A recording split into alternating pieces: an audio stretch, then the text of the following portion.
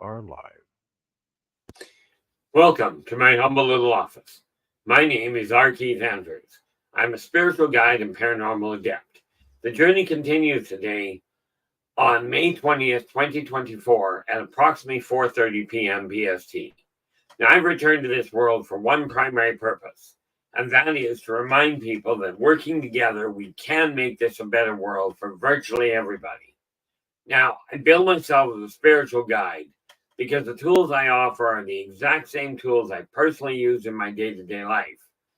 And the philosophies of life I talk about are the same philosophies I guide virtually every movement I make by. Now, I know these tools will work for you because they continue to work for me and they have worked for thousands of other people with varying levels of success depending on their own personal efforts. Now, with this in mind, we are still looking at, this week we've been concentrating on leadership and image. Okay, today we're shifting off world. But I do warn you, what applies to leadership with the human race applies with every other race that I've ever run into. Okay, and by the way, to species like dogs, cats, rabbits, even even mice and ants. Now we have Steve in with the goal. By the way, hi LA, how you doing? Hope things are going well on your end. Steve, you absolutely have the goal today. Now I mentioned I was going to that I am doing my best to step out of the shadows and make things work and really turn the lights on. Well, no, I'm going to leave those off. See how that works for lighting. But I'm going to do my best to forge the way for everybody else. There are so many leaders out there, and I've sort of stuck my foot in it. But there are so many self-proclaimed leaders that if you follow them, I'm telling you, it's kind of like watching people follow lemmings. I got in a bit of a mood the other day and I looked at it and I went, the human race really does remind me of lemmings, with one exception. By the way, Will, you are in with the silver. Well done. How you doing? The reality of it is that when lemmings every 4 years, now watch the similarity in this, okay? Every 4 years, the lemming's major food source goes sour. It goes sour and they start to run. Now, sometimes the leader will be the first one to move, sometimes not. Okay, but at least they have a food source that goes sour.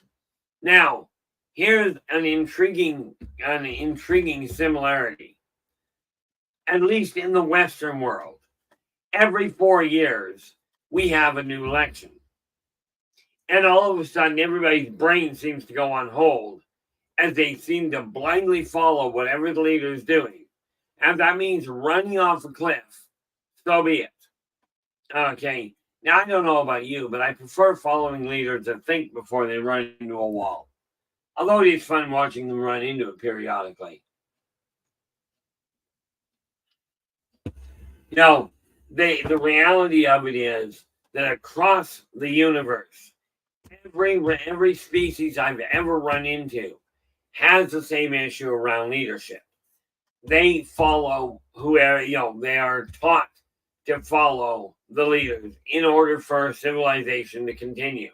The unfortunate part with humans is that civilization is in danger, is dangerously close to imploding. But the Sarkon race, okay, averaging like the young adults are the young ones are 10 to 12 feet tall. Okay, these guys expanded. They are reptilian. They are carnivorous. There's a whole lot more about it. Okay, but they made the mistake of expanding their empire too fast. Net result, their leaders said, hey, we gotta go, we gotta push. Again, very much like humans, were running out of room. And like humans, they were wrong. What they had done, only they figured this one out. What they had done was gone, we're being picky about where we desire to live. It's not a shortage of room. It was a massive problem of self-servitude. Net result, they expanded their empire way too fast. And what it boiled down to was they came along and eventually, about a couple of years before they cut communication, they warned the outlying communities. Look, guys, we messed up. We are going to end up cutting all support. We'll ship out what we can to give you a head start. You're already established there, so make the most of it. Net result, the Sarkon were actually the parent race to the Thrazazians, the Tormenon, and the Kamalians. Okay. All three of which developed in their own way. Mankind is doing a similar, pushing to have more and more stuff. This is not likely to end well. Okay, everybody keeps talking, not everybody, the massive majority of people keep talking about, oh, we're being told we've got land shortages, we've got oil shortages, we've got food shortages. I'm telling you, check your facts, because the facts I've been looking at, okay, says this. The discoveries I've come across is, number one, we don't have a food shortage. We have a stupid setup where people can sue if something that is legitimately accidental goes wrong. And you can sue it. So now what's happened is grocery stores, at least up here, have been told you can't turn food, even if it's good, you cannot turn a surplus over to, of all things, the food bank or the shelters. Can't do it. So we throw it out and call it a food shortage. It's a shortage. At least not in my opinion. Joseph, you are in with the bronze, it looks like. Yep, you're in with the bronze. Well done. How you doing there, Joseph? I'll be going through articles and what have you tonight once the stream is done. But the food shortage that we are being told exists, in my opinion, doesn't. But there is a staggering amount of waste. Now, shift gears. We're being told by the conglomerates there is an shortage. Now, my understanding is there is approximately 6 months of oil in background, in backup. Now, if that is the case, then when there is a bit of a problem with an oil flow, okay, we should not see that for 6 months. It shouldn't be, oh, we've got a problem here today. Okay, but what's happening is the leaders are going, we got a problem here today, so we're going to ding you for it right now. These are the leaders that you guys are following. Now, I agree, you don't have a lot of options, especially where it comes to the oil companies. Sorry, unless you own one, you may not have a lot of say in what they've got to do. Off-world, they do the same thing. Like I said, the only difference between the off-world species and the ancient races and humans is the type of toys they have. Okay. What do we got?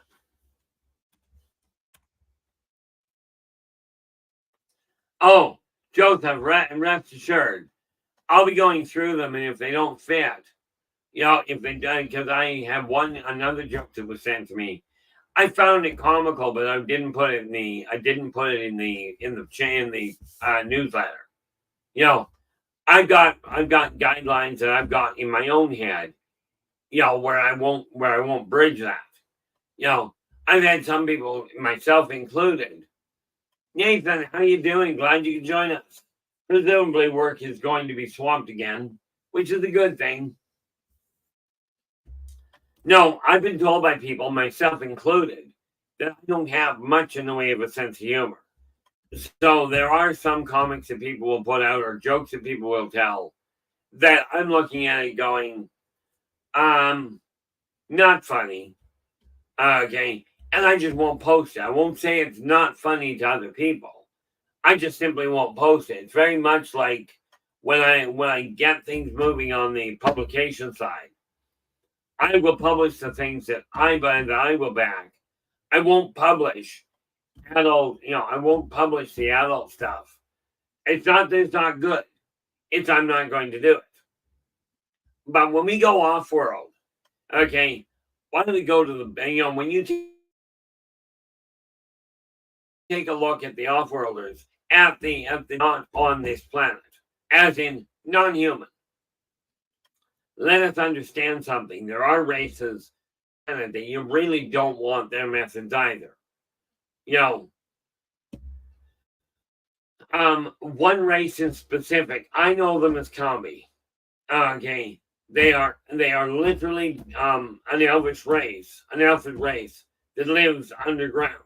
But their entire society, promotions in any field, whether it's business promotion or political promotion, all of them are accommodated by attrition.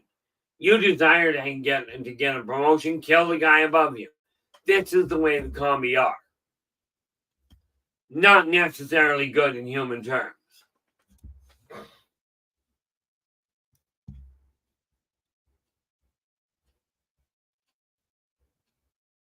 Oh, that is sad, Joseph. That's okay. Some genius, and I don't know who it was, has started a petition up here to change the name of the landings at the airport from the Blacktop to something else because it upsets her and because it upsets her husband. Now, I got news for you. In my opinion, black is a color. What do? We're going to stop using the color yellow now, too? It's absolutely gone way beyond functional. Now, I will tell you, many of the off-worlders, they've got a real simple solution for that. You don't like that word? Don't utter it. You don't like that behavior? Don't do it. You don't like that law? Don't follow, don't break it, but don't agree with it. The fact of the matter is, this society has become so politically correct that it's politically incorrect. And frankly, from a civilization standpoint, almost inconceivable that it's going to be able to maneuver forward. I'm guessing, Joseph, if they won't let the Taco Bell Chihuahua out, they won't let Toucan Sam from Fruit Loops out either. Because it's bound to upset somebody. When we look at leadership, if you're in a position of leadership, absolutely lay down boundaries. For instance, okay, in this stream, I said point blank, we're not dealing with prejudice. We're not dealing with stupidity. And this idea, by the way, stupidity is very clear. You know better and you do it anyway. This idea of coming in. Oh, yeah, LA. It's absolutely bizarre. Everybody's upset with something and very few people are looking at it going, you're going to eat it. Okay. Never mind the picture on the box. Heck, look at Sesame Street. They turned around and the leaders in charge of the industry, because somebody complained that Snuffleupagus was too childish. It was a kids show. One person complained, as far as I understand it, and all of a sudden the leaders, these are the people that are making the decisions, went, oh, we can't have that one person upset because it'll cause a problem. So they rewrote it. Now, I don't know about you guys, but leadership does not mean do what the individual, try and make everybody happy. You're not going to make everybody happy. Okay.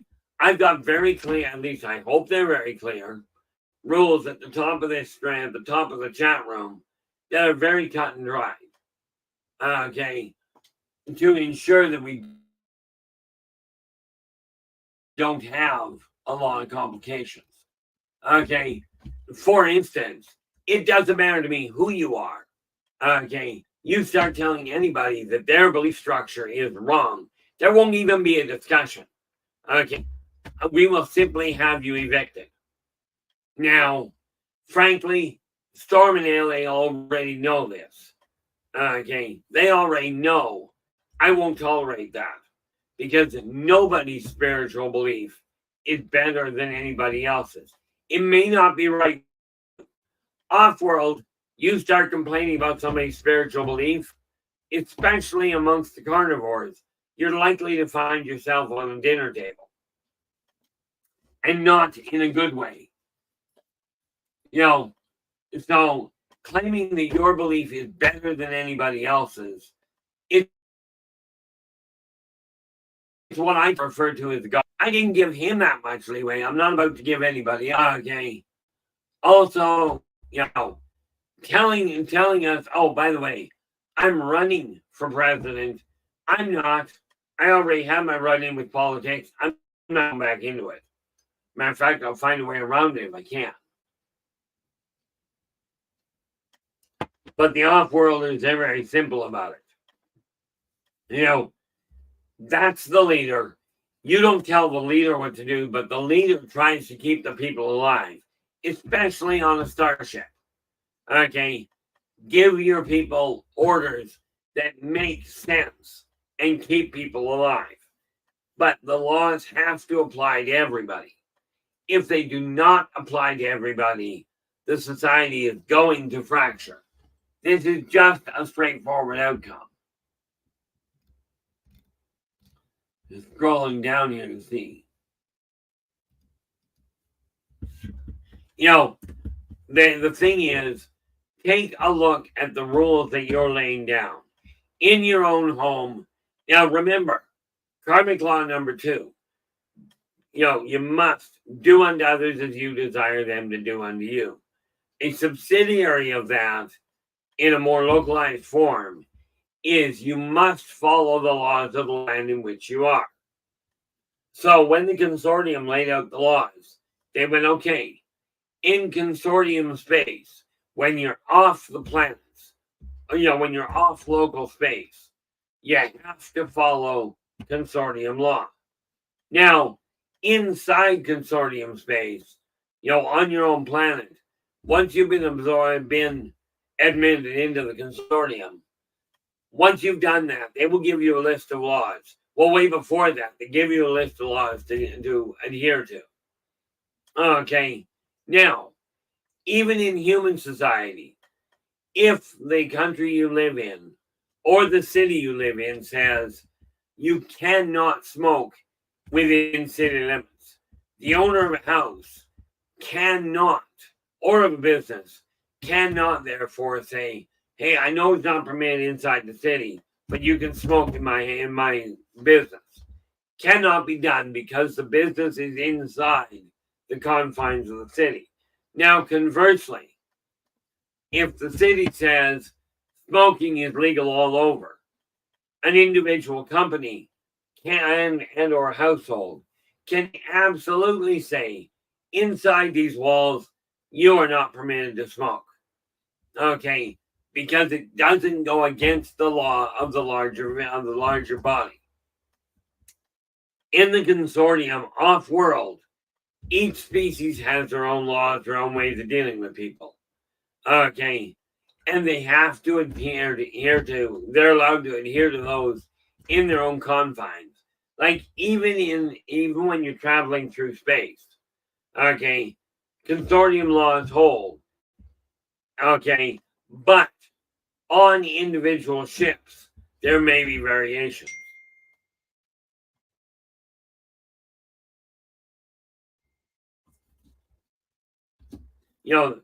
That was wonderful. That neat little ding there was literally my other half telling me that the hotel to to Utah in August is already booked. So now all I got to do is arrange to get down there and it's all set in motion. Which might give you an idea of how well the whole trip to Reno went. Now, when we look at leadership, it is absolutely imperative. Take a look at the way you're handling things. Okay, what image are you putting forth? Are you putting forth one? Okay, are you putting forth an image that people will look up to you for? Or are you putting forth an image that they're going to sit there going, how could you do that? Now, I don't know about you. I would prefer to leave a good impression. However, I'll tell you, I do have a problem with certain venues. And what I saw in here just yesterday, we had a genius come in here. And I don't know where people get their IQ from on occasion. I really don't. I have seen people on starships pull something just as stupid and end up getting airlocked. Okay, as in loaded into the airlock and open the outside door. By the way, I didn't mention a spacesuit for a reason.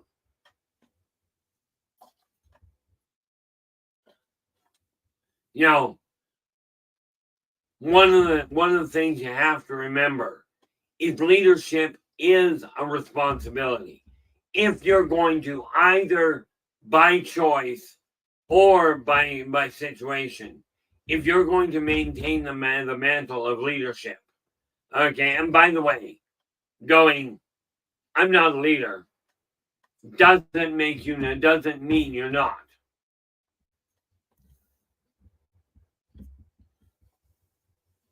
Yeah, exactly. Well, let's face it, LA. That's what it does. It locks the air in place, which works out really well until you cycle the air out. I remember, and this is a bit of a sidetrack, the original way back, Apple IIe. Okay, we're talking back 1979. There was a glitch in the Star Trek game. You could go out, you could have space battles the whole 9 yards, but there was a glitch in it. You could transport an individual off the transporter pod to 5 locations simultaneously. This didn't ever work out well for the person. But when you find yourself in a position of leadership, it is imperative that you do your best to lead properly by example. Because I will tell you, whether you believe it or not is not relevant. Do your own research. See how well it works, but I suggest you think carefully first. When you're in a leadership position, make certain that you are setting the example you desire to come out of it. Okay, because if you don't, people will follow your lead. They may not listen to what you're saying, but they will almost invariably. I shouldn't say invariably, but there is a much higher probability that people will behave the way that you behave. Okay, regardless of what you're telling them.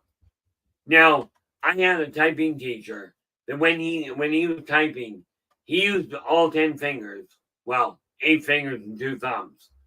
Okay, to type. And he would invariably tell people, he'd be teaching and typing away. He typed in about 10 words a minute. Okay, but he'd do the lesson, then he'd come up and he'd go, okay. And, he'd go, okay, now, what I'm about to do, it's my work. Do not follow what I'm doing. Stick to 10 fingers. And he'd take his stubby little hands, he'd curl them up in a tiny little fist, stick his 2 fingers out, and he'd type 2 fingers. But he jumped from 10 words a minute to 40 words a minute without even thinking. Leadership is not an issue of getting people to do exactly what you do. It is a question of doing things you know is right and constantly reminding them, much like reminding kids, that this is the way to do it. Going back to when I was a kid, my father, he led by example, and he did it in a very gentle fashion. Now, I know when I look at what my father was like, I've looked at what many fathers are like, and I'm like, boy, did I luck out. Because my father, when we were just learning to eat, he would tell us, he'd tell us, you chew with your mouth closed. Now, of course, as a 3-year-old learning to chew with your mouth closed, it is a lesson to learn. So what my dad would do is he would start off by saying, okay, you close your mouth. Then the next step, he'd work with that for a bit. And if that wasn't physically possible, he'd tell you, cover your mouth with your hands. So you're chewing your mouth, chewing your food without anybody seeing it. Okay. If that didn't work, he'd reach over and gently pinch our lips together. Then he'd get us to hold our own lips together. Okay, if none of that was working, and we were either not paying attention or deliberately breaking the rule.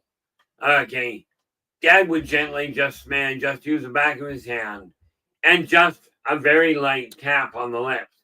He would never bring his hand all the way back here and backhand a 2-year-old. Just not going to happen. Of course, my father was a phenomenal teacher where it came to example. Where we are looking off-world, okay, you got to remember, they are not as lenient as what humans are. And they used to have their political correctness problem. They got past it. Net result, they have star systems spanning empires, not continent spanning. The reason for that is because the leaders figured out somewhere along the line that they had to do things in a consistent fashion. Now, humans may get to that point, but I will tell you, if we don't get our head out of the sand pretty quick, we're going to be back in the Stone Ages trying to figure it out all over again. Now, remember, when I'm talking Stone Ages, I'm talking the idea, the knowledge of how to smelt, any sort of metal from the stone itself is a pretty much lost art. There's probably a couple people out there that still know how to do it, but it's very limited. So when we look at the leadership, you got to remember, no matter how many people you're responsible for, you've got to treat them equally. Absolutely, if you've got a tier system, this person has a higher rank or this person has a higher position. Certainly, give them more responsibilities, more privileges, but keep the laws equal. In other words, you don't evolve beyond the power of that law. There's a saying that I came across decades ago. Green is not the only thing that floats. Okay, and unless we start reining things in and teaching people how to behave, how to treat each other in a functional fashion, we are going to have a disaster on our hands. That's just the reality behind it. At this point, it's absolutely imperative that we turn around and start, like the off-worlders figured out. It is time to start putting laws together.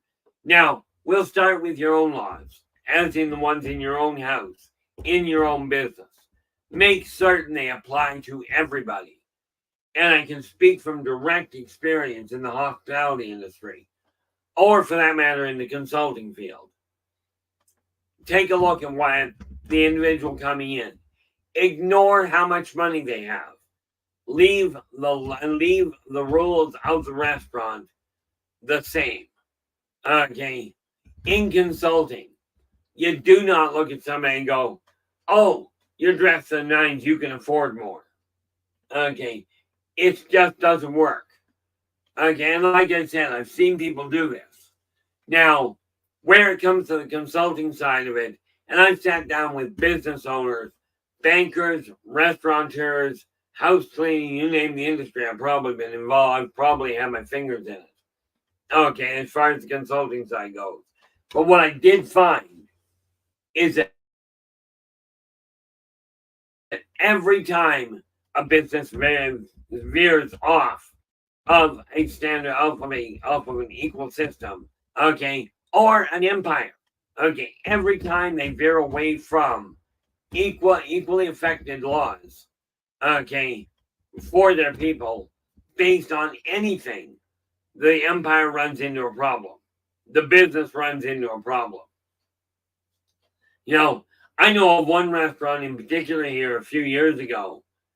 They had one waitress that every time she came on shift, she would complain to the customers and to the staff about the people on welfare and about how much they were basically milking the system. Now here's the kicker to it. Problem was, the company went bankrupt, right? It was forced to close because there were two problems. One, their primary clients, primary customers were welfare recipients or social services. Okay. They were the ones that were they were the bread and butter. Okay, that this waitress was constantly beaking off and complaining about them.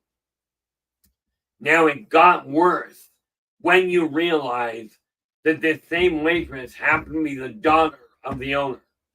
Now, why she was not fired on the spot, I have no idea. Like I said, we go off-world, and there are, you take a look at the consortium.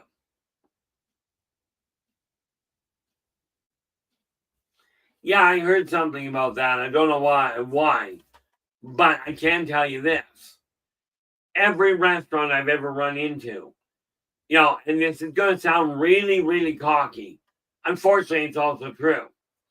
Every restaurant I've run into, if I've got a little bit of time, every business I've run into, if I've got a little bit of time, I can lay out where the hiccup is. Okay. And that begs the question, why isn't yours just absolutely hand over fist in money? That's the easy part. One of the things I tell people is find somebody that knows how to market. In case you hadn't noticed, not my forte. Okay, but every company I've come across, I have spotted a problem. They've called me in and said, look, where's the problem? And I walk through the door, and usually within 5 minutes, I've got an idea of where the big problems are. Then we do a little bit of moving things around and go, okay, here's how to correct it. Now, that said, I remember one in particular, I come through the door. She was having trouble. She had a woodworking business. Okay, just selling knickknacks and antiques. Two clearly different product lines. Okay, now I remember walking onto a Starship, and one of the guys asked why they were having so many discipline problems in their engine room. I looked at him and I said, well, found out the problem was there were protocols that were not being absolutely adhered to. Right.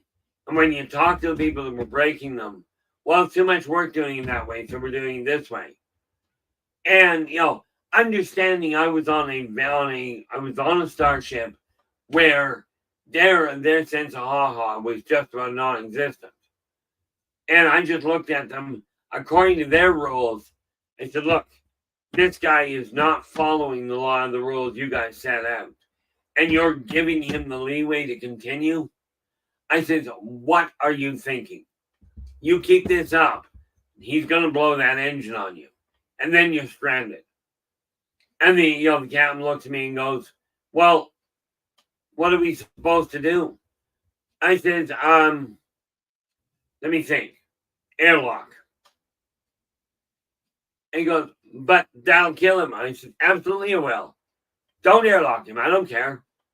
Because the rest of you are going to starve to death out here if he keeps his behavior up and he's been warned. Yes, that is cold-blooded. Okay, in case you weren't aware, I mean, this body, I'm warm-blooded.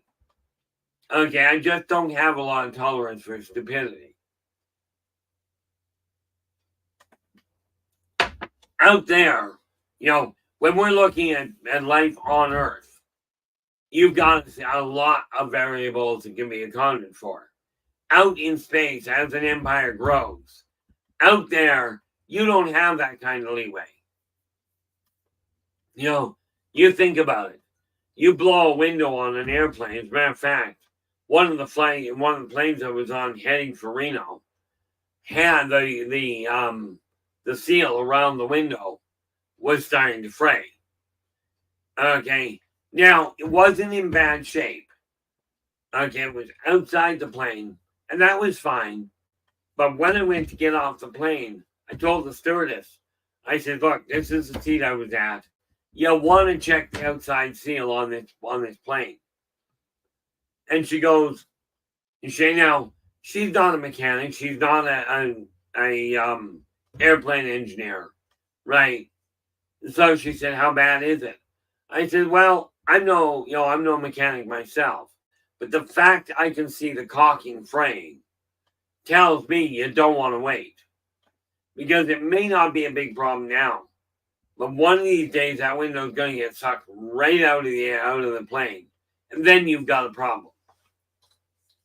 This is what I mean by leadership. You've got to make that. Doesn't shock me there, Joseph. Now let me ask you this. And this is just because of the fact that I'm a firm believer that yes, we can state that 190 banks could collapse soon. Now let me ask you this. How many banks are secure? How many banks are in good shape and are looking to expand or looking on a prosperous side? Because if we leave it with 190 banks that could collapse, okay, it's the same as going, we've got a food shortage coming up. Okay, if you've got 190 banks down there that could collapse soon, what you've got is a massive management problem. Now, I'm no financial advisor. I'm really not. But not by clinical definition. I've never been trained. But I will tell you this. There is no doubt in my mind, if I were to go in and take a look at any one of these banks, I could take a look at what they're doing and go, okay, make these changes, you'll save your bank. Okay, some of the changes may be a little radical, but I have no doubt about my ability to spot that hiccup and be able to tell them how to turn it around.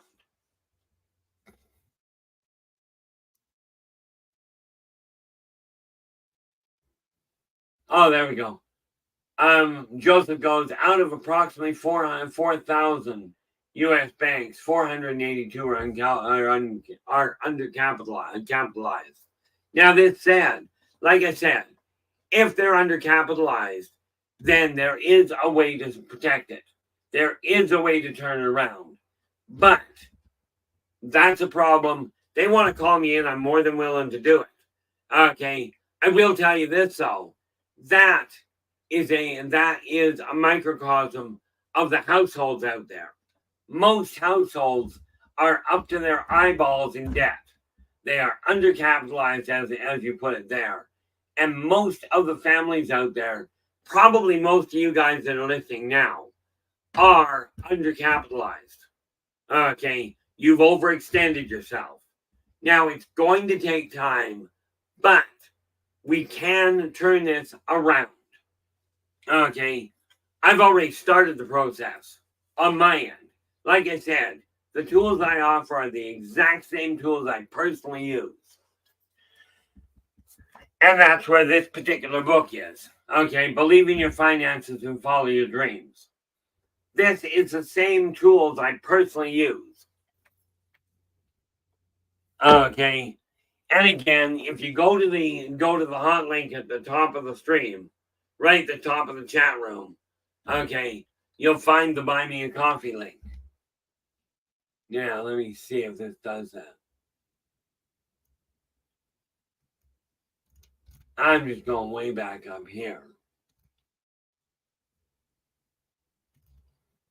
I'll get a kick out of that. It doesn't tell me.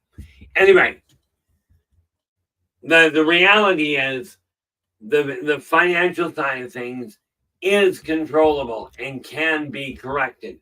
By the way, Joseph, thank you so much for the stats. I almost invariably look at the negative stat and go, okay, what's the flip side? This is why I tell people 80 to 85% of what I work with in the consulting field is common sense and life experience. Okay, that means, 85% is.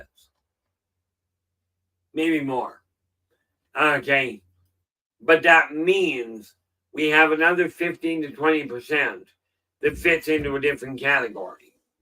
Many times, that is an issue of simply getting to understand what the real problem is. I just don't wait for all the questions. Now, what we have to look at, there we go. LA has just popped up the link. And for those of you that are not in the chat room and are just listening, the link you're looking for is www.buymeacoffee.com/innervoicej. Okay, that will get you to any one of the books I've got available, including the free newsletter and the consulting fees.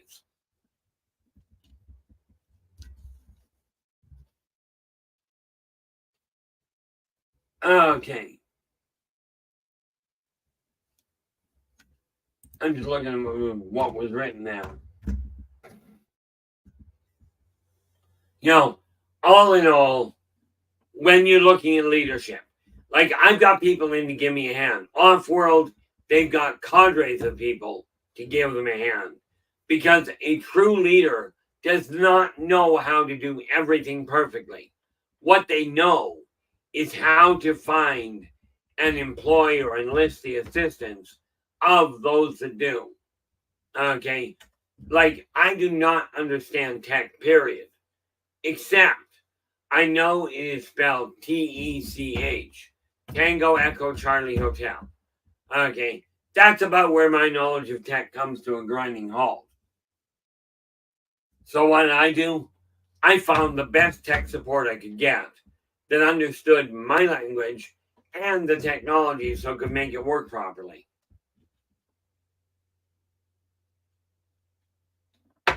When you start looking at the off-worlders, you got to remember, most of the off-worlders, and especially the members of the consortium, they've already gone through the mistakes that mankind is making. Only they did it they did it millennia back. Okay. And yes, we are talking about empires that have literally millions of years of history. And as near as I recall, the last time I looked into it, somebody came to the conclusion that the current rendition of humans started about 2 million years ago. Okay, so needless to say, from that point to now, it's been a long climb. Well, you gotta remember, the off-worlders have just had more time. But if you pay attention to what they're doing, if you pay attention to what you're doing, you can actually get around the problem.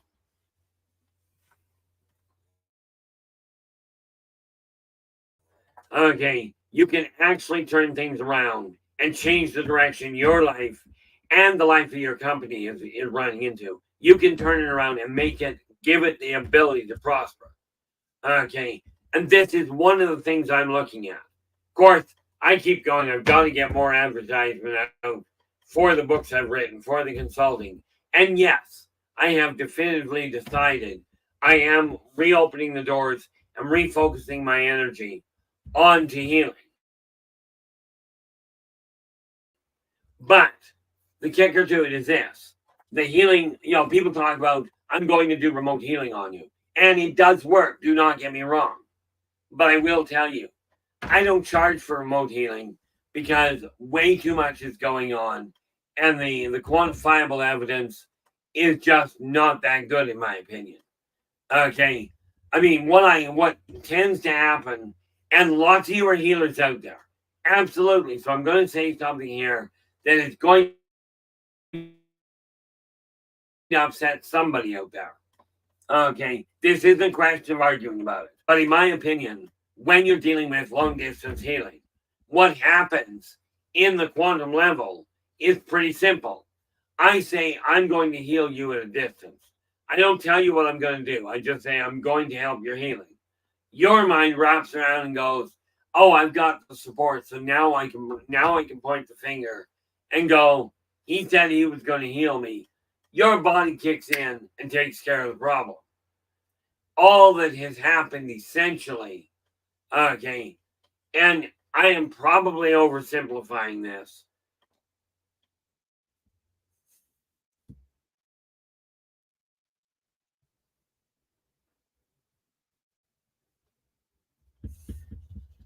Yeah, Joseph, there is a whole lot more going on than that. That is like Joseph is going, what seems to be killing our banks is lots of depositors have high levels of personal debt. Everyone who has overpaid has paid overdraft fees due to bank processing drafts before deposits. Absolutely. Now, that is one of the things they're doing wrong. Okay, absolutely. I can give you a whole list.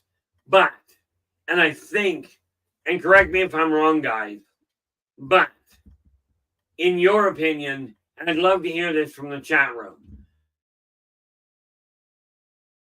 would you like me to focus on literally what I'm doing to take my own personal debt level, my own personal choices, the bad habits I've developed, and the bad habits you undoubtedly are developing? Do you feel that that is a good topic to focus on? Bear in mind, I focus on things 1 week at a time right now. Now, at this point, I got all kinds of things laid out. And as a matter of fact, tonight I got to make sure I've got that on track. Okay, but would you like to really take a look at the way banking works? Okay, and I don't mean according to what the banks say. I do not mean according to what the professional financial advisors tell you. Because here's the kicker. I went bankrupt twice at the behest of two professional bankruptcy trustees. Okay, they told me this was the way to get out of debt. Looking back, both companies should have been fired and disbanded. Okay, because they didn't do me a bit of good. And what I found out after the fact is how to bypass it. Okay, it's real simple math. Again, spend less than you're earning, and you will end up being okay. If you're not earning enough, cutting back is not always the right, and it's not always effective. So you have to find a way to increase your income. Okay, but would you like me to set things up to really take a look at personal financing? Because if we take personal finances and get them in order, this is the same thing as taking care of the pennies, and the dollars will take care of themselves. There are so many people, and thank you there, Steve. I do appreciate that. What I found is most people have questions that they don't answer because, I don't want to be embarrassed. I don't want people to think I'm useless. I don't want people to think less of me. I'm running a company. I can't afford them to think I don't know what I'm doing.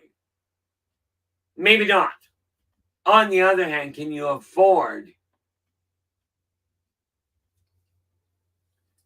Absolutely, Joseph. Okay. What's happened is it starts off with the little things, and now we've got to turn the whole 9 yards around. Now, this same rule applies to every aspect of your life. And by the way, I do mean this according to what we're going through on Earth, what every society I've run into has gone through in the past. And yes, I remember lifetimes where I was an absolute sheep disturber. As a matter of fact, I remember one lifetime where all I was supposed to be doing, my job, was literally information control. I was supposed to take essentially take information packets as they came in and set them where they're supposed to go. This type of information goes here, comes in from here, it goes on to this line, away it goes. That was my job. Okay. I was really good at following rules. So I watched this go for years. In all fairness, I watched it go for millennia. But I'm watching this go, and finally one day I went, this is the same information coming through, going to the same place, always coming out the same way. A disaster. So in comes a piece of information. I went, no, we're putting it over there. Okay, see what happens. I'm telling you, the definition of insanity, the way I heard it put, I forget who I heard it put by, but the definition of insanity that I heard that best described it was repeatedly doing the same thing over and over again and expecting a different outcome. That is insane. Now, how many of you, or have any of you made the mistake of repeatedly doing the same thing and coming out, coming to the end of a journey going, why did I do that again?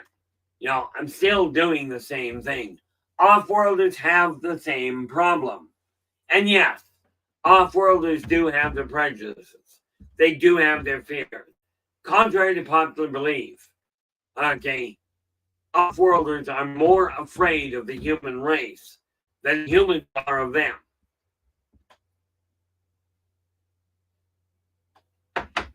What I'm here to tell you is that we can turn all of that around.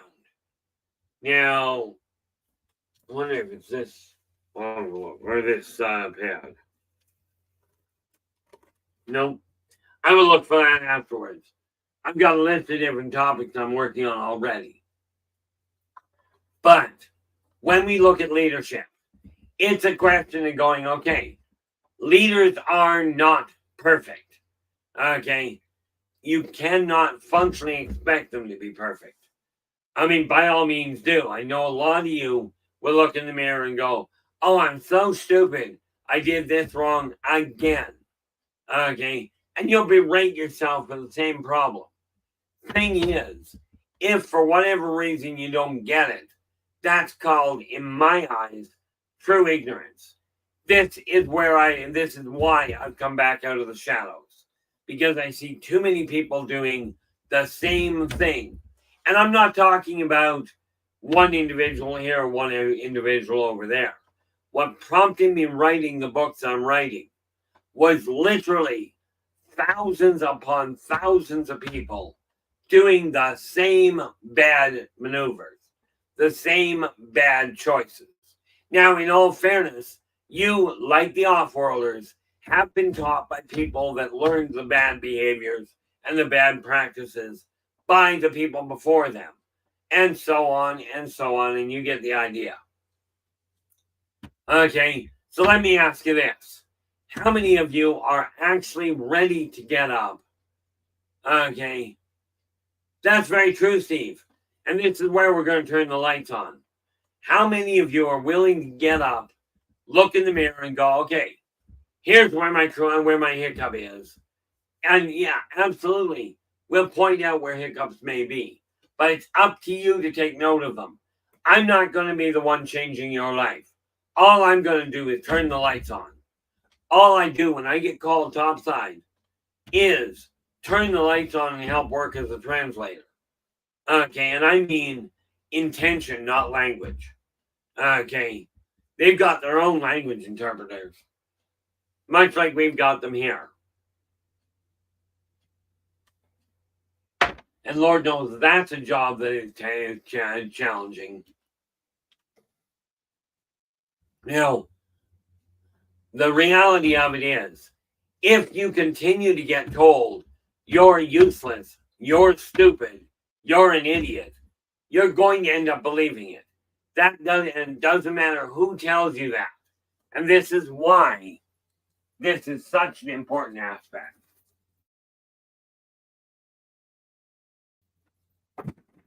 Yeah, I've got empty boxes over here. Phrase. Okay. Am worth it. Absolutely critical to get this to sink in. Okay. Repeat this every day to yourself. I am worth it. Okay. These are the 4 most powerful combination of words in any language I've come across anywhere where it comes to rebuilding self-esteem, self-worth, self-motivation. You'll get the idea. Okay, I'm sure of it. One thing we have to realize, if you're going to listen to a leader, okay, as I said, listen to the leader, absolutely. Pick your leaders, whoever you choose. But make certain they're living by what they're telling you. Okay, because I will tell you, a leader may have a fantastic, you may have a fantastic view of them. But I will tell you, there are times when the first time you witness them in public, okay, in a new situation, may be a disaster. Because if their attitude, if their behavior is not conducive to what they are proclaiming or what they are encouraging you to believe, your outlook on them is going to be a problem. LA is going, that's where meditation and self-examination comes in, especially when you're aware something is going wrong. Absolutely. And LA, I'm going to put something to you that it only just literally just dawned on me when you set this up. I'm going to ask you quite literally a personal request. When I get down there, I'd like you to, knowing what you know about me, I would like you to set up a meditation that we can go through while I'm down there this fall. Because I will tell you guys, LA is one of the few people that I know of. If she says she's going to do something, you can bet your bottom dollar if it applies to her, she's already got it in motion. And if it doesn't, you can bet she's not going to say she does. When you are taking on the role of the mantle of leadership, whether it's by your own design, in my case, that's literally what I'm doing. I'm coming out of the shadows going, I'm going to do this. Okay. And this is why you'll notice this bed here is no longer covered in junk. The easiest way of putting it, LA, is I require in simplest terms, as close to total recall of a very specific life of which you're aware. Okay. Not the teachings that it comes across in the history books. You know which lifetime. But I require the knowledge, the recollection of just exactly how that healing level got to that height. I've got to get out of my own way. Okay. And I know I've got the block.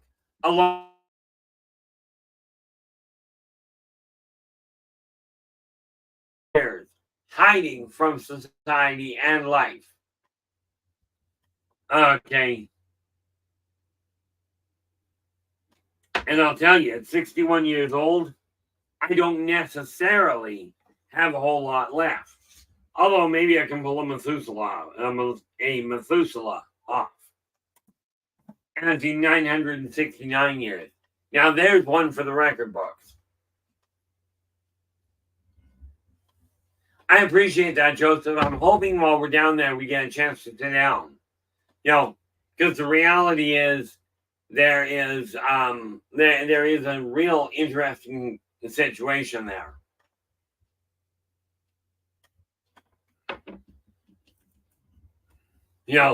But that is something, the fact of the matter is, like I said, if you're in a position of leadership, know your limits. You don't have to have everything perfect. You simply have to be aware that you don't, and be willing to get a hold of people that can assist. Well, that makes it a little easier to find you. The reality of it is this. Leadership boils down to make laws, make decisions, make choices that are good for the people are following you. Now, number one, they've got to be good for you first. As in, you must be true to you first. Because if you don't take care of you, you won't be in any position to take care of everybody else. Okay, but what you're telling people and what you're behaving like, you can have all the best theories in the world. If you're a complete dipstick to other people, I will tell you, people's idea, your reputation is going to go through the floor. Okay, there are a number of Hollywood superstars that people refuse to work with because they may be fantastic actors, but they are so self-absorbed that nobody wants to deal with them. I've seen the same thing on Earth and off Earth. Okay, with leaders that people, they look at them and go, okay, you've got some fabulous ideas, but man, your IQ seems to have gone for a walk. And I'm not going to get into some of the big icons from history. You guys know of some, and people look up to them. I will tell you this. I was asked years ago, okay, before he actually passed away, I was asked who, if I had the opportunity to talk to anybody in the world at all, who would I desire to talk to? And I'll bet you dollars to donuts that none of you, in all likelihood, would figure out, would even guess who it was I would have loved to have talked to. I never had a chance. And bear in mind, the stipulation was they just had to be alive. Period. Give you a little bit of an idea.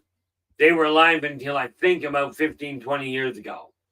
Now, bear in mind, my memory of time, my ability to track time is not something to be renowned. Now, what do we got here?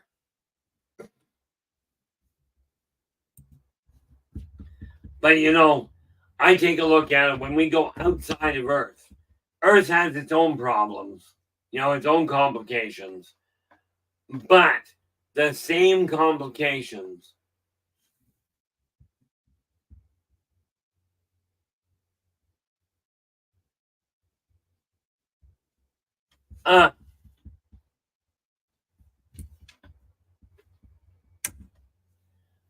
okay.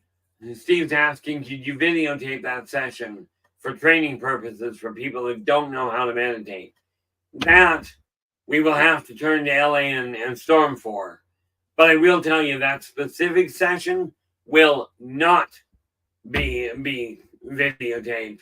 But it is possible they'll say that we'll set up a second one just for the purposes of showing people how to do a stable meditation.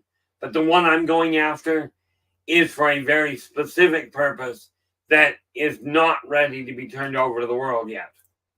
It may in time, but I may be dead before that happens.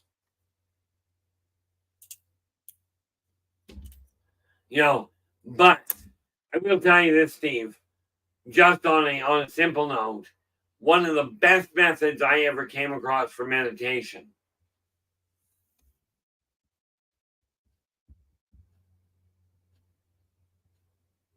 Honestly, Joseph, I have no way of telling you that. So I couldn't tell you.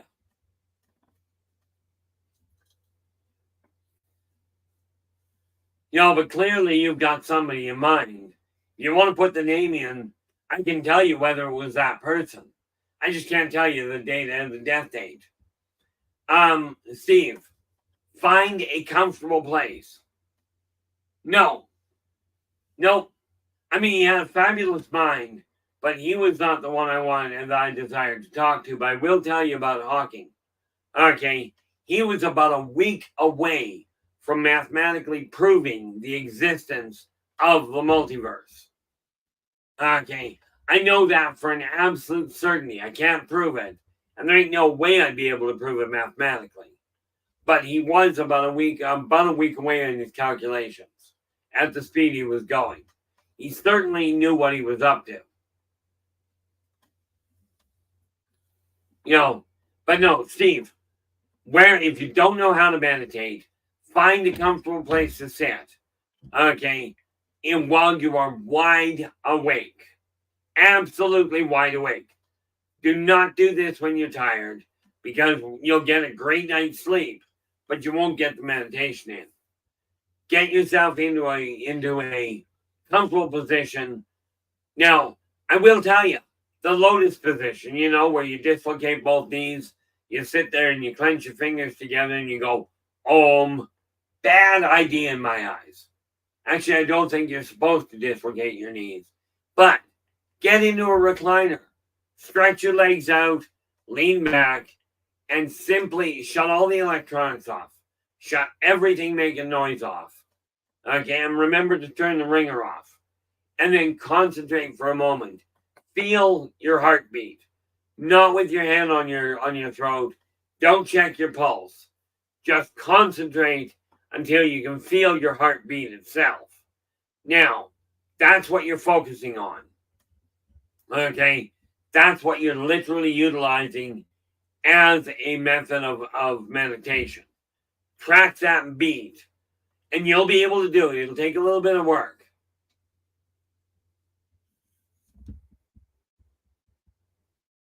What do we do here?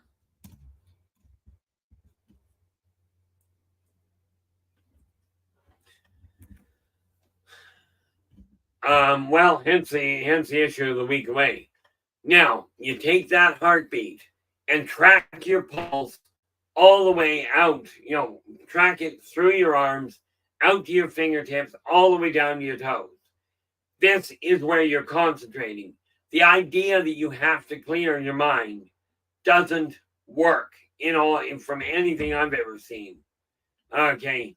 But if you focus on that one beat, okay, what you'll do, you'll feel the pulse all the way down. Now, in my case, even when my hair was down past my elbows, okay, when my hair was all the way down here, okay, even at that point, I could feel the pulse in the tips of my hair. Understand clearly that was not the pulse; it was the shock wave. Because can you picture the mess in a barber shop or in a hairstylist shop if you actually have blood in your hair? But when you're tracking that heartbeat, all you do is concentrate on one word. And guess what? It's not heal. You concentrate on the simple word remember. Period. Okay. That will open the doors. And it's something I've been working on. But the reason I'm actually asking LA is because of the fact that I'm looking for outside corroboration. Okay. And there are very few people that will go down that road.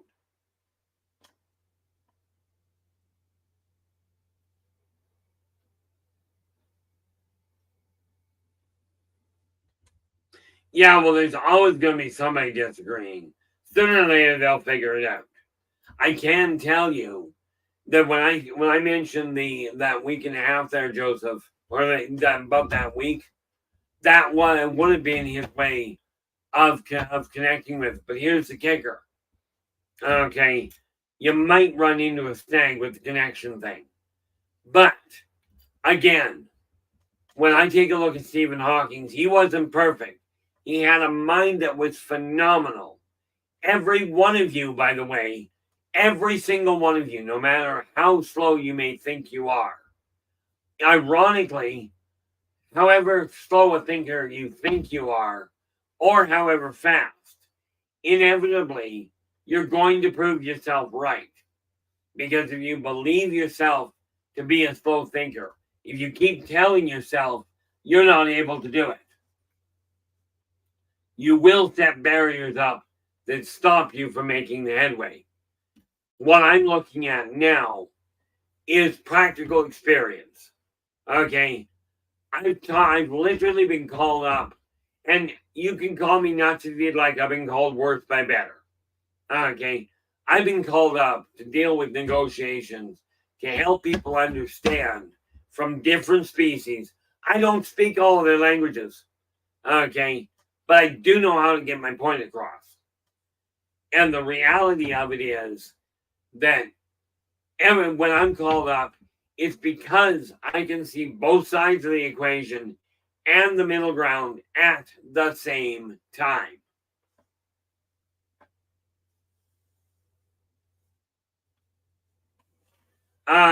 Joseph, good news for you. If it was once there, it's still there. You just have to forget you don't know about it. Why the word remember? Because the word, and when you take a look at that, every piece of knowledge you've had through every lifetime, all of it is still with you. If you think of it in terms of a new vehicle, you've got a car or a motorcycle or whatever you're driving. Before this vehicle, you had another one. Okay. And you did a bunch of things in said vehicle, or maybe your mode of transportation was walking. Every mode of transportation you've had memories from, but you remember all of them. Okay. You may not utilize the same ones, but they all exist. They're just buried in today's vernacular. You're talking about hot links. Okay. So when you put that word, remember, what you're doing is accessing the hidden parts of your mind, the forgotten realm, and drawing it back into your current cognizant side. This is where the hidden memories are stored. Okay. Now, by going remember, you're literally taking all these bits and pieces, pulling them back together, and bringing it into balance. Okay. And again, do this while you're wide awake. Okay. Now, I will tell you, during the meditation, there's a couple of things that may happen. You may lose contact with the chair you're sitting on. This is normal. Okay. Because when you go into a deep meditative trance, the physical world does seem to disconnect. Okay. But that's because you're focusing internally. And that's where the knowledge bay is hidden. Again, everybody in existence has an eidetic memory. What we don't all have, myself included, is total recall. Rest assured, if I had decent recall, I wouldn't get lost in an elevator.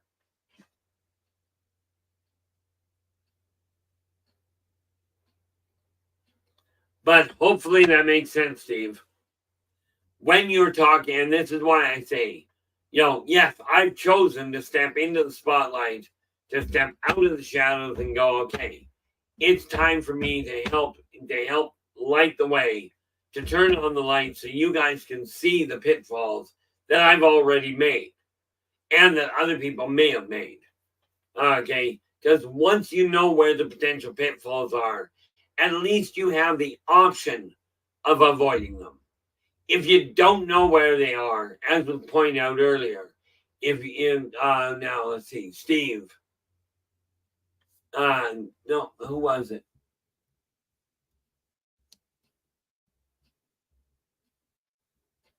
Yeah, Steve Knox pointed out, some people don't realize they're doing the same thing over and over. Absolutely. But just because they're doing the same thing over and over doesn't mean they can't change it. It's just a question of if you don't know it, as we turn lights on, okay? And I think that's what we'll do. Next week, as a matter of fact, Storm, I'm going to shift things around here because I do believe this is going to be one of those things that's absolutely imperative. Okay? So I might just well let you know ahead of time. Starting on Friday, we're going to take a look at finances. And I'm no financial advisor. I'm not somebody that's been trained to operate in the financial world. Okay. All I've got is a lot of life experience and some pretty downright stupid moves based on what I was told. No, not their fault. True ignorance means I did something because I didn't know better. I'm hoping to turn the lights on. I'm aiming at turning the lights on so you don't make the same mistakes. With this in mind, very strong recommendation. Make sure when you come to the stream next week, not tomorrow, okay? I mean, you can do it tomorrow too. Tomorrow, we're still looking at leadership, okay? But next week, starting on Friday, we're going to be looking at finances and how to literally reclaim power over your finances, how to turn your budget around. Okay, and let's not talk about what cannot be done. Okay, the reality of it is, it can all be turned around.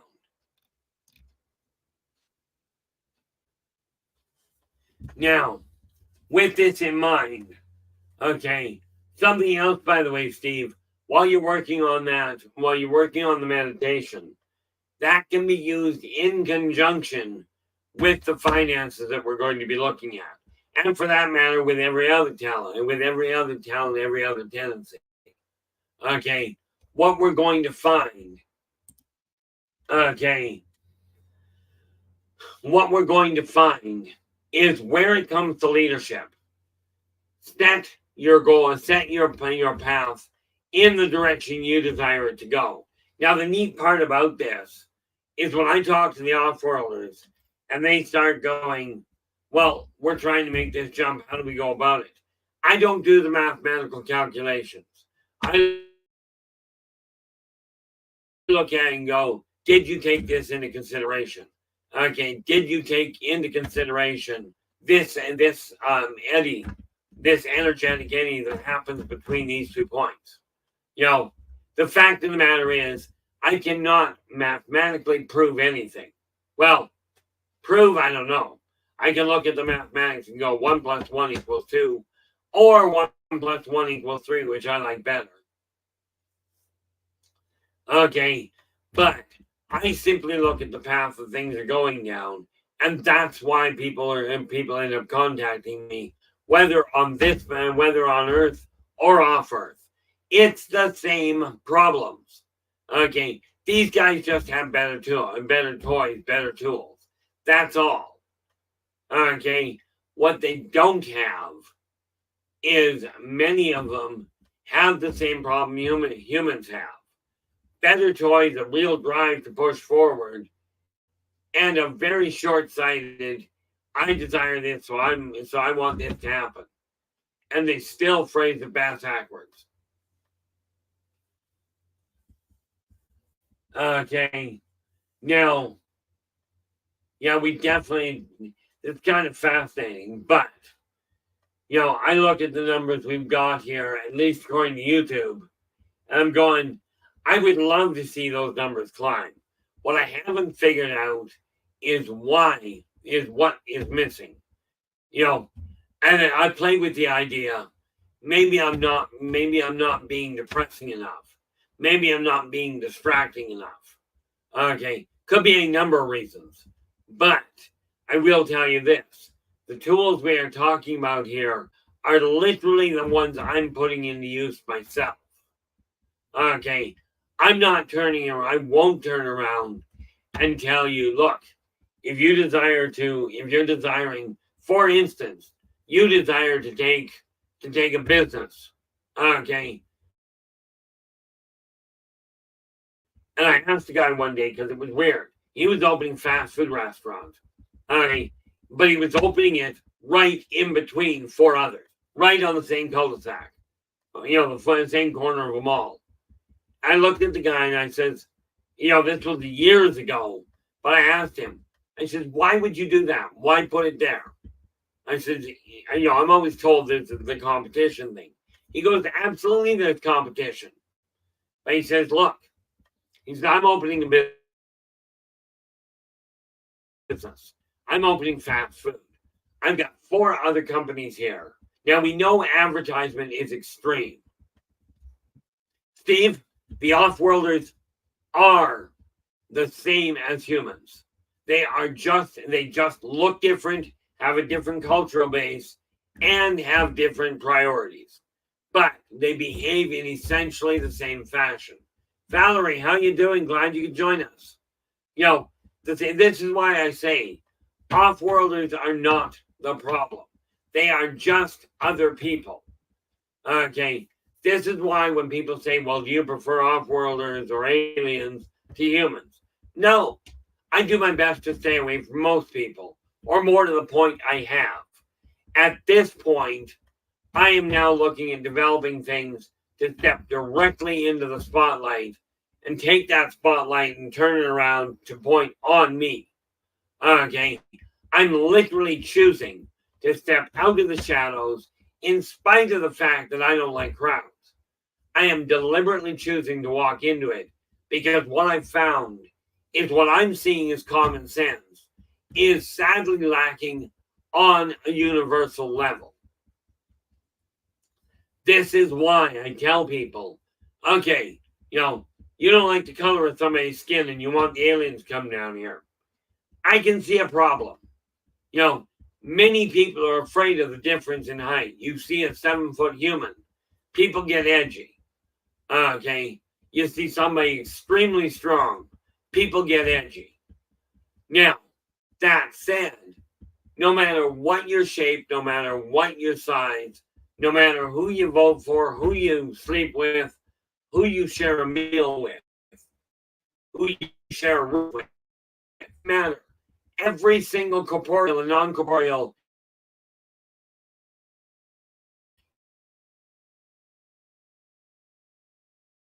the same way. Okay. One of the biggest, like I said, the tools that I'm bringing in, and this I'm working as much as I am to bring things into balance because I've done some pretty stupid things. But like I've said, okay, people tell you don't fight in front of your kids.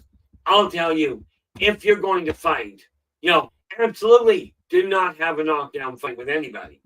But if a fight breaks out in front of your kids, make sure your kids are in the neighborhood, in the area, as you bring things back into balance.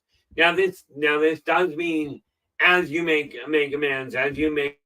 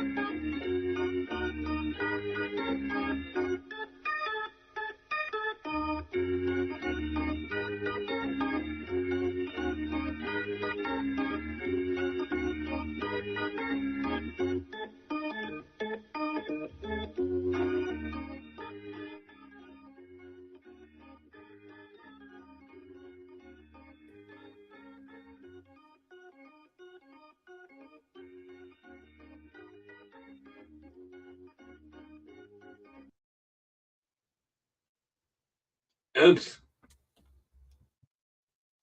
I do believe I got a little wire there. Let's back up a little and see if that helps. Of course, I blew my train of thought right out the window.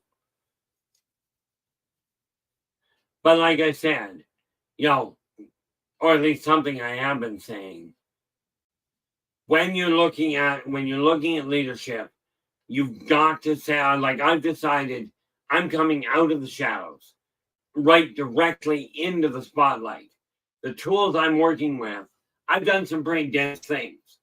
But if I can show you the mistakes I made, maybe you can avoid doing the same ones.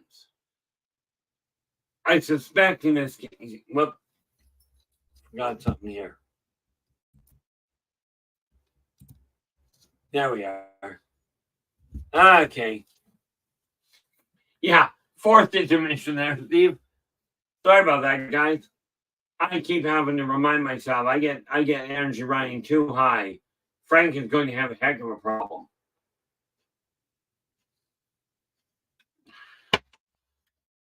Now, I've decided that I have no choice but to come out of the shadows. I am not what I call, I never have seen myself as being a leader. I've always gone, you guys want to do that, knock yourself out. Ironically, I've looked at that as avoiding the whole issue, but the reality is this. By my going, I'm not going that direction, I'm going this way. That is what a leader does. A leader literally steps up and goes, I'm not going the direction you're going. I've got this other path to go on. Meaning, I don't follow well. Okay. But one of the things we have to remember is that no matter how you do things, you've got to take responsibility for your actions.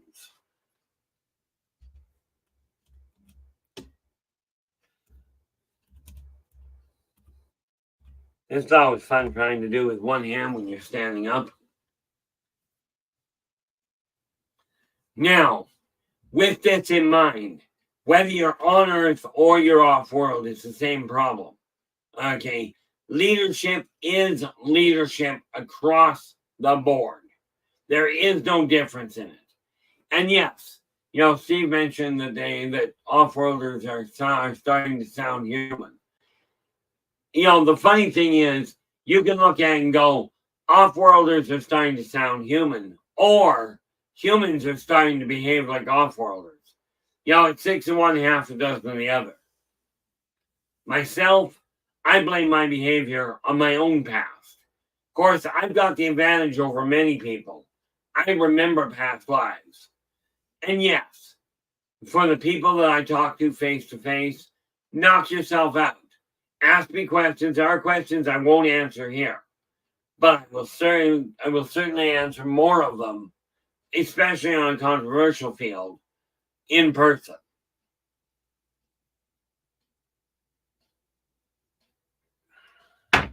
The one thing I don't do is I don't apologize for the way I am because, well, this is the way I am. I have talked to people off-world where they're trying to run a shipping mogul or a shipping magnet. Now, let me ask you this. In your eyes, what's the difference between running a local shipping company, one that just handles the work inside your city, running a countrywide shipping company that handles anything inside your country, handling a global shipping company, or handling one in outer space? What is the difference in your eyes of the different levels? Is there a difference in their method of operation? Thank you, LA. I appreciate that. This is the thing we have to look at. The size of the company does not change. Exactly, Joseph. The scale changes, but the size, but the procedure doesn't. Now, with that in mind, we have to realize you do have to upscale things, but you got one of two choices. You can do what many companies have done and automate the whole 9 yards, which, by the way, has a staggering chance at screwing things up even bigger than manual does. Okay, I was asked one day, because of my own tracking methods, I was asked one day, what are you going to do when the company gets too big to handle? And so hire somebody else to do part of it. It's that easy. Okay, yes, I could go and computerize everything. Problem is, we have an EMP pulse. We are hooped. And society is growing too fast for its own cognitive capacity and for the support structures necessary. Offworlders did the same thing. The Sarkon Empire did exactly the same thing. They expanded so fast, they went, oh, we want to explore. They got caught up in the exploration and the colonization of new planets, just like man is trying to do now. Okay, before they had the foundation down. Now, let me ask you this, and it's just a thought process. But if mankind is running this world in a haphazard, self-destructive fashion, what is the likelihood that when they get to a new world, they're going to make better choices, or they're going to make better decisions, or better structures? What are the odds of them actually doing it that way? Or is it more likely that they're going to repeat the same mistakes all over again? Especially if, as Steve Knox pointed out, especially if they don't know that they're doing something wrong to start with. Okay, if you don't know it's a problem, how are you possibly going to change it? If you don't accept the possibility of a problem, how are you going to possibly understand the problem? You know, this is why I say it's all interconnected. Okay, and I will quite readily tell you, yes, I am willing, and I've got things set up in my own head now. I'm now putting together small seminars and what have you that I will be able to do exactly what I'm talking about doing this week. I'm going to take notes as I go along and make sure that I can go up as me, not as some, oh, I've got this and I've got this degree, I've got that degree, I've got this batch of experience. I ran a multinational company. I'm running a multinational company. It's just not big. I think it was Joe Stewart that pointed out that I'm already global. Now, here's the thing. I'm putting together the information so I can pass it on to you from somebody that's done this the hard way. I've made the mistakes already. Your choice. Don't take my word for it. But if you're in trouble and I lay out a method that you can work with that you haven't experienced, don't look at it and go, it won't work. I've seen way too many things myself where somebody says you can't do that. And, there's an old saying that goes, it would be really nice if the people telling me I can't do something, that I'm not able to do something, it'd be really nice if they just keep quiet and step aside while I'm doing it. Now, I do not recommend you to use some of my methods. I end up curing epilepsy myself by having a fatal heart attack. Or more to the point, a fatal seizure. I recommend a different method. I don't know which one, but that one doesn't work well. Correction, it works great. The odds of surviving it are not good. Off-world, I get the same people making the same mistakes. There'll be a sign that says, "Do not enter." Okay, and some genius without the proper training enters the room and ends up dead. And then people go, well, he shouldn't have been in there. Well, no, he shouldn't have been, but that's why they put a sign there. Okay, I'm telling you, if you're having trouble, okay, I am not a traditional leader. I don't have any interest in controlling what you're up to. Okay, I will absolutely answer questions. And like I said, what I'm doing here is free. If you desire one-on-one consultation, I only charge $20 every 15 minutes. Okay. And I do my level best to make sure that what we cover is replicatable as fast as possible. Okay. If I can't do something with it, I'll tell you point blank, we're not dealing with it. You want me to explain how to repair a car? That's no problem. I'm very mechanically inclined. Every single time I'm inclined, I go to a mechanic. You know, the same thing with finances. If you don't understand them, absolutely talk to somebody that does. Now, that's sad. I will tell you wholeheartedly, in my experience, most of you that are in financial difficulty and are considering bankruptcy, I will tell you, most of you, it can be turned around. Do I have the answer on how to turn it around? Certainly. And I'm more than willing to share it with you. In answer to the question somebody's going to ask, well, can you put it in point form? Not a prayer. Way too many variables involved. Okay. But am I willing to sit down with any one of you to explain it? Certainly.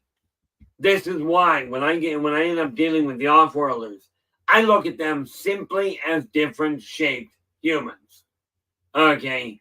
Or, you got to remember, what is an alien?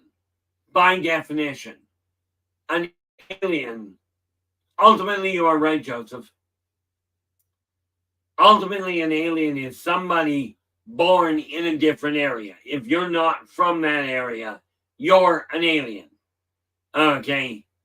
If, like, for instance, people talk about aliens coming up from Mexico, the illegal aliens. Well, I will not argue. They're alien in as much as they're not from the States or they're not from Canada. Okay. Are they legal? Apparently not. If you don't go through the proper channels, you're breaking the law. It's a pretty black and white thing. Okay. The aliens I deal with, the off-worlders, have the same situation. They're not illegal. They're legally allowed there. Okay. But they're not from here. Unless you talk to the Mobians. Now, the Mobians originally came from Earth. In other words, Mobians' ancestry is human. Okay. They have altered, they've evolved beyond us. Way beyond. At least beyond most of us.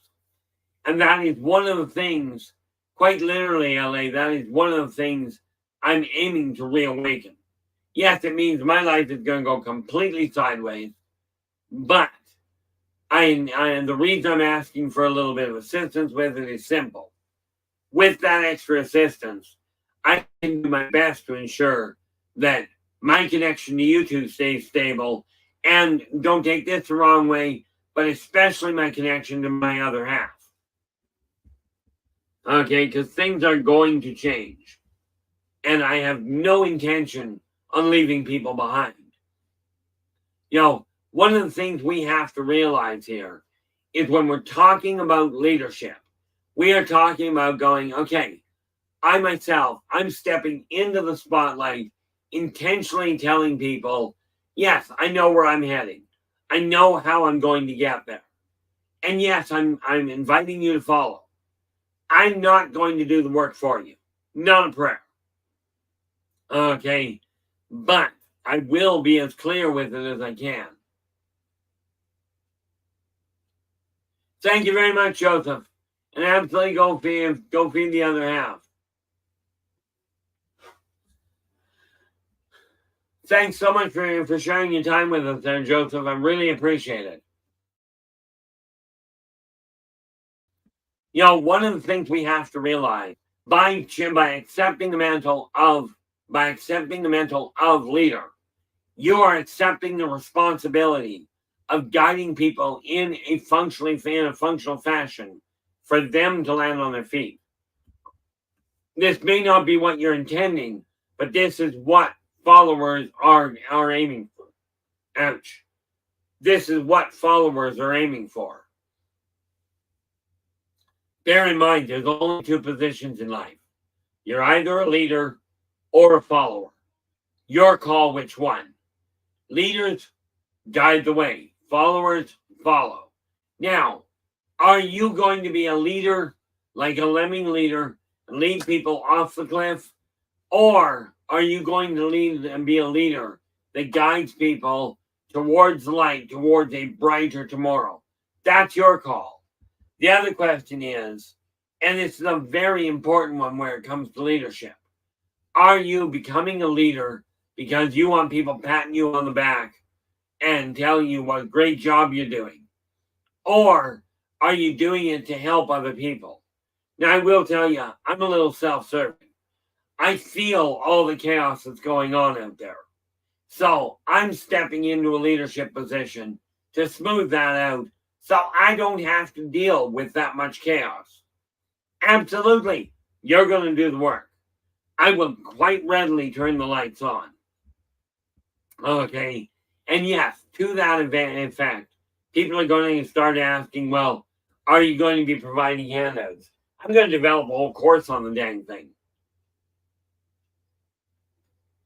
But again, I am not a financial advisor from the standpoint of I've never been trained. Okay, what I have learned is the hard way on how to make things happen. Okay, now if you're looking for a professional accountant, I'm not the one you want to talk to. Okay, I account for me. I account for my decisions and my choices. Even when I'm dealing with off-worlders who have exactly the same problems. You know, I've walked into a situation, and because I see energy patterns, I'll get asked, well, this isn't firing right. What are we doing wrong? You know, do you know what we're overlooking? I'll glance at it and go, yeah, here's where the block is on the energy. You guys figure out how to correct it, but that's where the problem is. You know, if I have a problem with the computer, you know, I don't phone the Ghostbusters. Okay, if I have a problem with my tech, I contact Storm. Okay, I cannot tell you how much appreciation I have for what he's done and for what he does now. You know, the thing is, we have choices. We can let the so-called leaders of today run us over the cliff, which is what they're in the process of doing by all indications, by almost all indications. They're leading us over the bridge, you know, over the edge. It's up to you whether you're going to follow them or whether you're going to do what I've seen literally some lemmings do. It's a weirdest thing. You watch a film of lemmings. They all start to run the same direction. And they run on a cliff, and all of them go off the end. It's a great way for population control. But the thing I saw one day was remarkable, because I was watching the lemmings run. And all of a sudden, this one lemming that was running right with the pack stops cold and looks around. And then he all of a sudden runs sideways. There's the leader to follow. He spotted something that was a problem, acted on it, and didn't run off the cliff. This is all I'm suggesting you do. If you haven't done so already. If you're still having problems in the direction your life is going, I am now literally and very intentionally stepping into the spotlight to say, okay, I'm going to turn the torch on. You know, I'm going to turn the lighthouse on. And I'm going to say, you desire a new direction. This is where I'm heading. By the way, before anybody gets that brilliant idea, no, I am not entering into mainstream politics. I wouldn't survive. 15 minutes. Got it, LA. You know, the reason I say I wouldn't survive in mainstream politics is you have to be able to play this game of telling people things they desire to hear in a way they desire to hear it. More often than not, you got to agree with them. I'm not about to do that. Okay, if something is wrong, I will tell you point blank. But I am just getting started. Okay, and now is the time to start moving in the right direction. And the direction we are currently going in. Yeah, I agree with you there. LA goes, That's good. I won't give a politician the time of day. As I used to tell people and still do, I don't lie well enough to be a politician. I spent 4 years on the advisory board for a local park, and I saw so much corruption in that 4 years that I eventually walked out of it because I couldn't do anything with it anyway. I'm not here to change the system. The systems are built well. The management of them is the problem.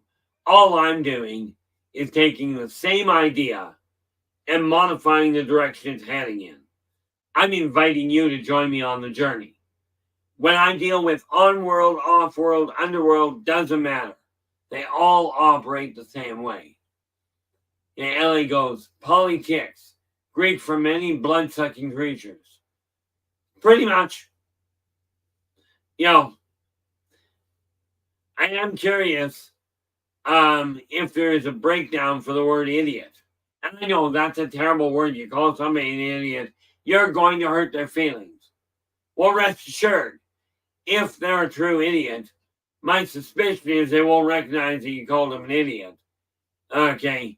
It's the ones that have an ego that are doing things that are absolutely ridiculous that you gotta wonder. So all I'm going to be doing is turning on the lights.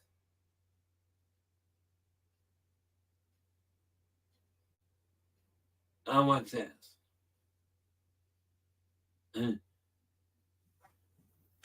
I think that says ID 10T. Oh. I do not understand the reference there, Ellie.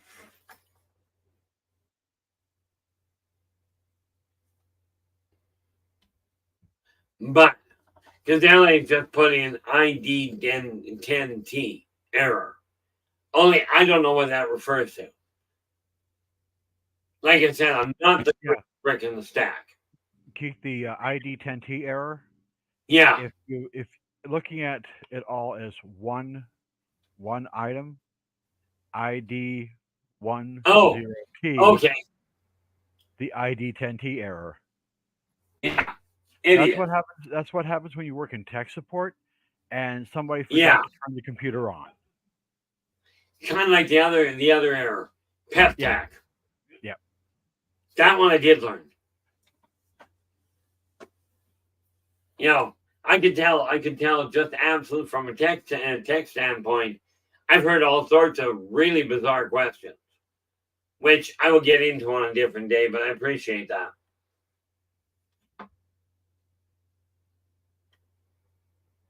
But no, I have decided, and I know some people, are going to look at me going, and some will look at me going, well, what makes you qualified to be a leader? The one thing that makes me qualified to be a leader is I make a lousy follower. Okay. I remember when I first started working Dairy Queen, I worked there for 2 years, right? And I worked with one of the staff. She moved on. 2 years later, she comes back. I said, hey, they finally dumped me into management. And the girl looks at me and goes, well, it's about time. I said, what do you mean it's about time? She says, you only took over 2 weeks after you got there. This is why I say I make a lousy follower. But I will turn to people. If I don't know what's going on, I will turn to somebody else to ask. Point in fact, what the heck is the tech equivalent, or what is the root of the word idiot? And we get tech support coming back going, ID 10T. Read it as a word, you've got one ID IOT. The idiot error. I'm not brilliant. Not my eyes. Okay. Mind you, I've got an argument there. So what I'm suggesting is this. Whatever your race, whatever your species, couple of things to keep in mind.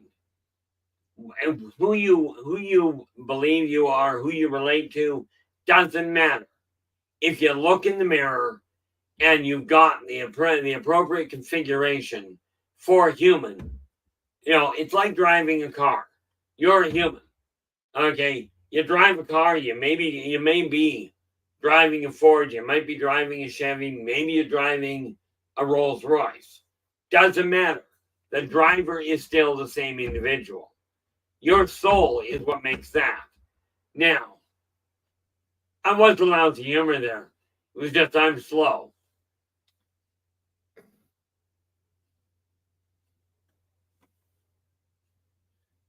Yeah, Storm goes, some people think that the only race that matters is NASCAR.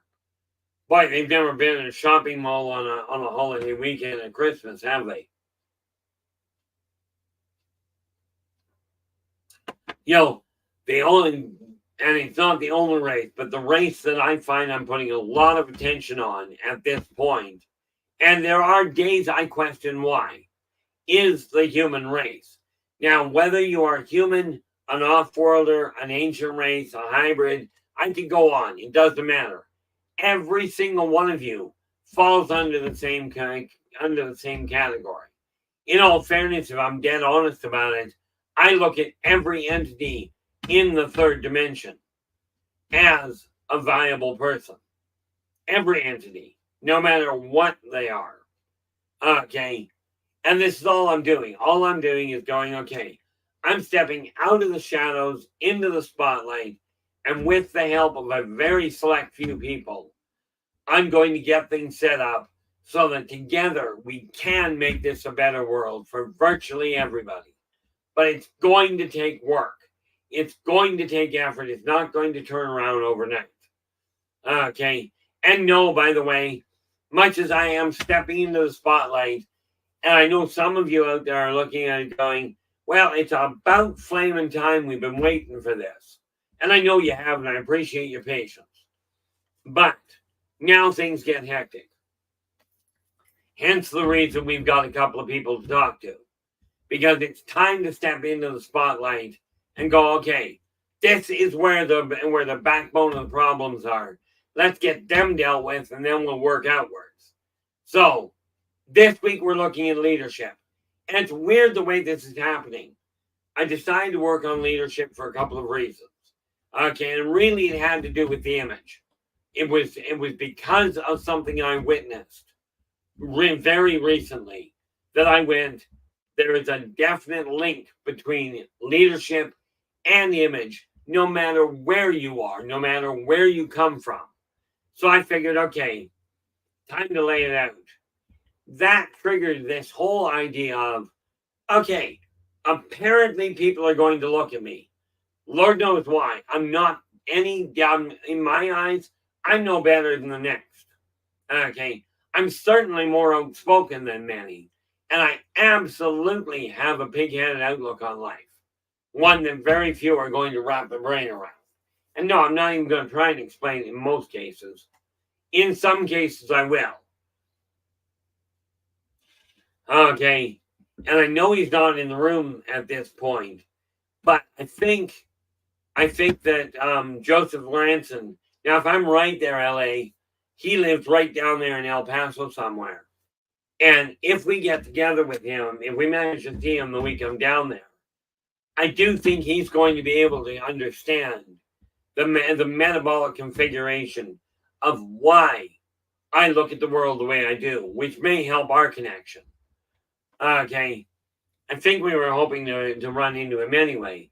But that said, when we are looking at leadership, whether you are, thanks, LA, I appreciate that. Whether you are a leader by choice, which is what I'm becoming, or a leader by situation, which is what I was. Now I finally went, people are going to follow me. I better pay attention to where I'm heading. Okay. Clearly, if you've got kids, you absolutely have to pay attention to what you're teaching them. In my eyes, every one of you is a child. And yet, if you really look at it, there is a reason I am very attached to the idea of helping the bunch of you sort it out. Again, this time I hope to make it work. Or more to the point, I hope to encourage you to make it work. This said, we are coming down to the last couple of minutes here. I want to say thank you very much for sharing your time with me. I really do appreciate it. there is no way I would be doing this if I didn't have the kind of encouragement. Well, that worked well that I've received from you guys. That's it. Thank you so much for sharing your time. I really appreciate it. I will see you again tomorrow. Okay, until then, take care of yourselves and each other. And for pity's sakes, stay positive.